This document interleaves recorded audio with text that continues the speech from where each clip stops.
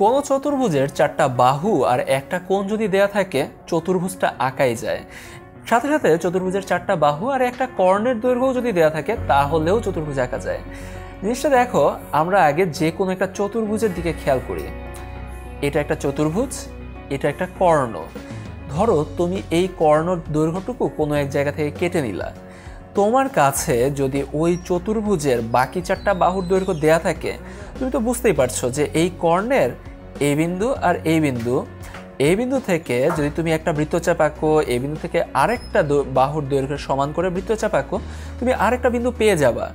একইভাবে এখানেও একই কেস, যে সমান সমান বাকি দুইটা বাহুর বৃত্তচাপ এঁকে দিলেই তুমি পুরো চতুর্ভুজটা পেয়ে যেতে পারো।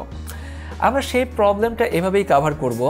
ধরো তোমার কাছে একটা চতুর্ভুজের চারটা বাহু দেয়া আছে, চারটা বাহু এ বি সি ডি।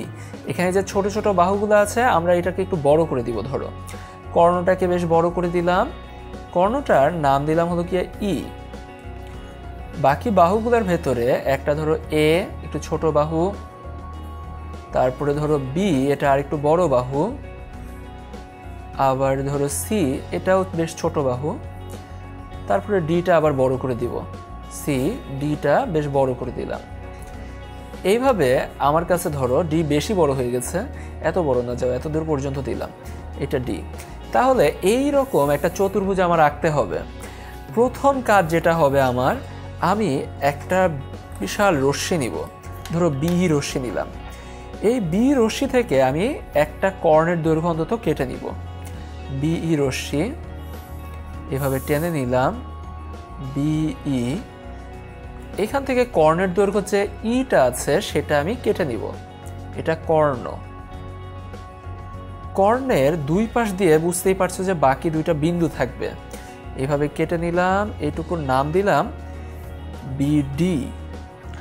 এখন আমি যদি বি বিন্দুকে কেন্দ্র করে ধরো এর সমান ব্যাসার্ধ নেই, একটা বৃত্তচাপ আঁকি, এই পাশে একটা বৃত্তচাপ আঁকি, বি বিন্দুকে কেন্দ্র করে এর সমান, আর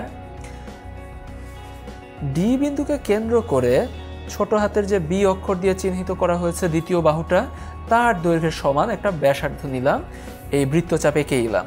দেখো আমরা কিন্তু একটা বিন্দু পেয়ে গেছি, এ একটা বিন্দু পাওয়া গেছে, আরও একটা বিন্দু সেটা আমরা বের করা লাগবে সি। এই ছোট হাতের সি দিয়ে যেটা চিহ্নিত করা হয়েছে তার সমান দৈর্ঘ্য নিয়ে একটা বৃত্তচাপ আঁকলাম ঠিক উল্টো পাশে, এবং এবার এই ডিটা নিয়ে তার সমান ব্যাসার্ধ নিয়ে আর একটা বৃত্তচাপ এঁকে ফেললাম। এটা হলো গিয়ে ধরো আর একটা, এটা সি নাম দিলাম। এখন যদি আমি এ বি সি ডি সবগুলো যুক্ত করে দেই, এ কমা বি, বি কমা সি আর সি কমা ডি যুক্ত করে দেই, তাহলে যা হবে তা হলো কি আমার যে নির্ণেয় চতুর্ভুজ সেটা আমরা এঁকে ফেলতে পারলাম। কিভাবে এটাই নির্ণেয় চতুর্ভুজ? প্রথমত আমরা যে কর্ণটা নিয়েছি, এটা একটু মুছে ঠিকভাবে করতে হবে, যে কর্ণটা নিয়েছি এই যে সেই কর্ণটা পাওয়া যাচ্ছে এবিসিডি চতুর্ভুজের, সেটাই কর্ণ।